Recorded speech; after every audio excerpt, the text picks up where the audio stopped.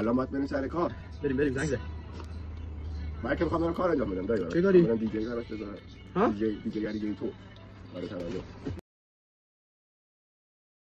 شعبانی من تمام حسابامو دارم. عمه جانم. نریم دم در زنگ بزنی بهش بگی که بیاریم. عمه جون دوباره نیام پس برای 350 تومن. راست آخ یه جور آبم بهمون بده شادی رو. اینم شقای خودش گفت بله. دست دادم درد نکنه خداحافظ. بریم.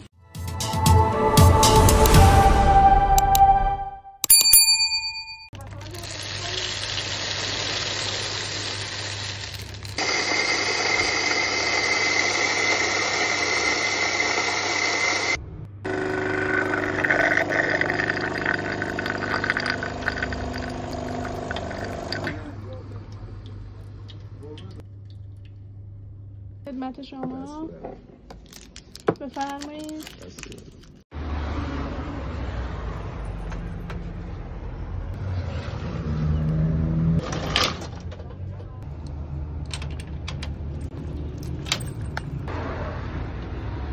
خب دیگه مغازه رو بستیم میریم سمت خونه.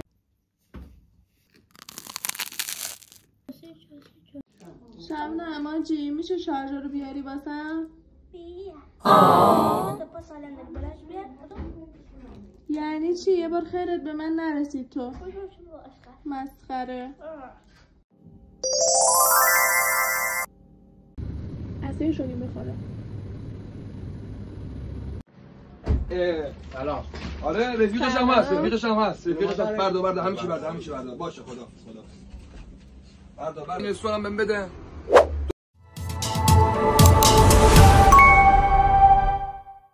تو واسه سیگارمون بده. خدمت شما. اونا میخوان. بفرمایید. خوبه. الو. جون دلم. آره ما داریم خریدار میکنیم داریم میایم.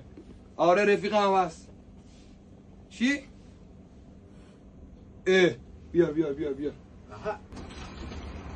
آقا این آقا صاحب بفرما.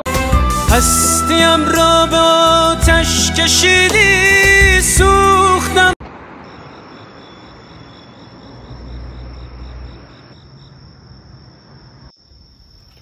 خب بالاخره امروزمون هم تموم شد و این اولین ولاگ من بود. نمیدونم که چطور شد ولی خیلی خوشحالم از این که تونستم شروع کنم.